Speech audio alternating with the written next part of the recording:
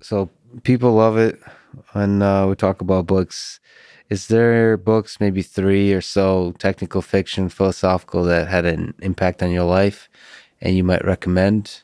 And for each, is there an idea or so that you take away from it? Yes. So I've been a voracious reader all my life. And I'm always reading like 3 or 4 or 5 books at a time.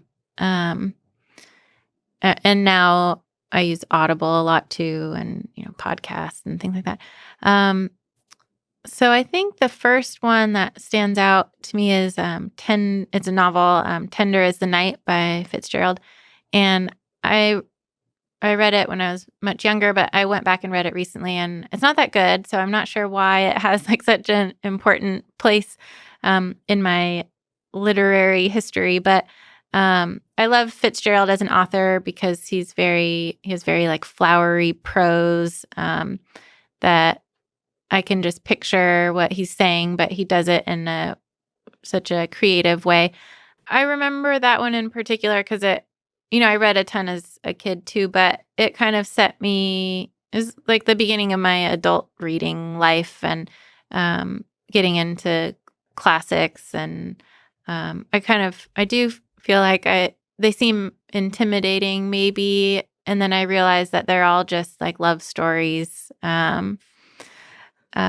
So, Yeah, isn't everything a love story? yeah, it's Yeah, really, at the bottom. Like, even, I don't know.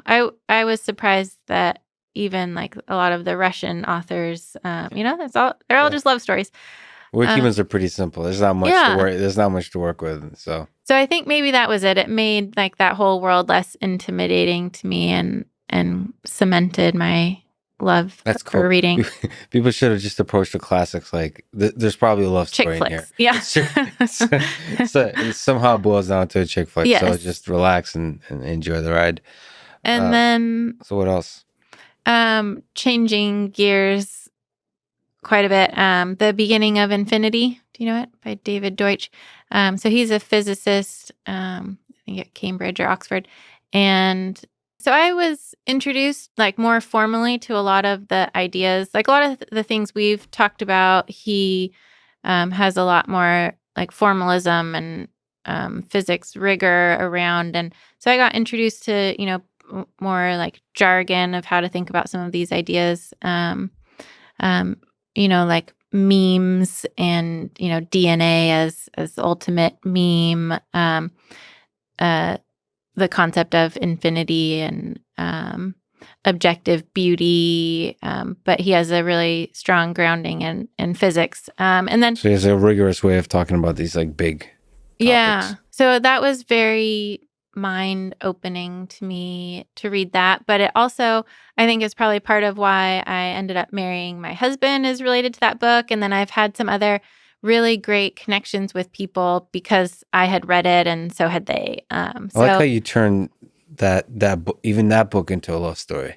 I did. Oh no. Somehow, No, it's good. It's good. Your it's a good robot look. has a heart. Yeah, exactly. And okay, the third series it's Harry Potter. Um, Of course, which yeah. somehow connects to. I haven't read Harry Potter. I'm really Oh sorry. no. I forgive me. But have read Tolkien, but just Harry Okay. Potter. Just haven't gotten to it. But your company name is somehow, I think, connected to Harry Potter, Yes. right? I So vaguely heard this. I always feel like I have to justify my fandom.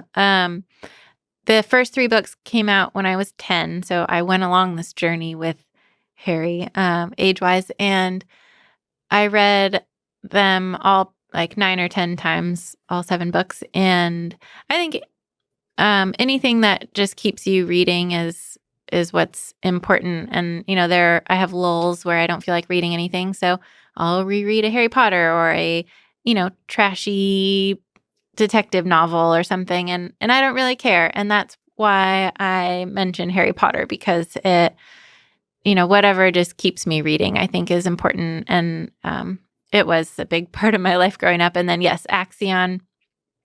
The official story of the naming of the company is that Axion is like a concatenation of accelerate and Ion, but it actually came from Accio, the summoning charm, and then we just added an N, and it was perfect.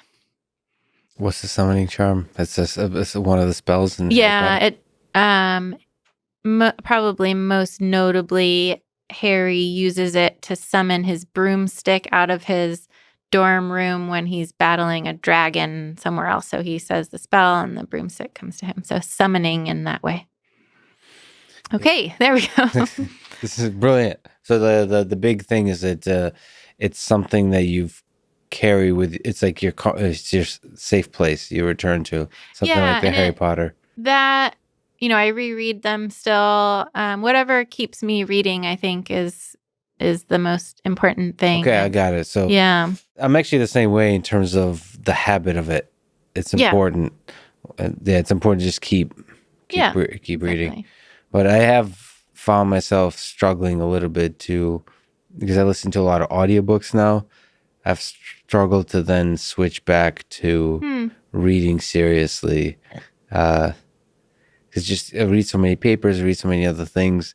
It feels like if I'm going to sit down and have the time to actually focus on the reading, I should be reading like blog posts or papers or more condensed kind of things. Yeah. But there's a huge value to just reading long form still. Yeah, and my husband was never that into fiction, but then someone told him, or he heard, you learn a lot of empathy through reading fiction. So you could think of it that way. Well, yeah, that's kind of what. Yeah.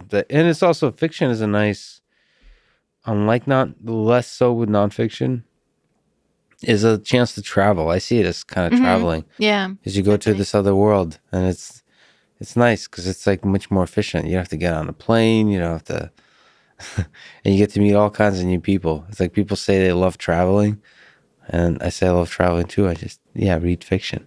I told my 3-year-old that was why we read so much, because we see the places in our mind, and I'm like, it's basically like we're watching a movie, that's how it feels. And she's like, I prefer watching Frozen with popcorn, was her response to that. Like, okay, well, you're 3. It's a good point. Yeah. But yeah, there's some power to the imagination, right? It's not just like watching a movie, because something about our imagination, because it's the words in the world as painted, somehow mixing in with our own understanding of our own hopes and dreams, our fears. It like mixes up in there in the way we can build up that world from just the page. So. Yeah, you're really creating the world just with the like prompts from the book, right? Yeah, that's different than watching a movie.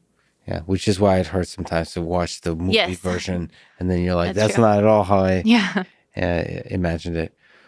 Well, we kind of brought this up in terms of the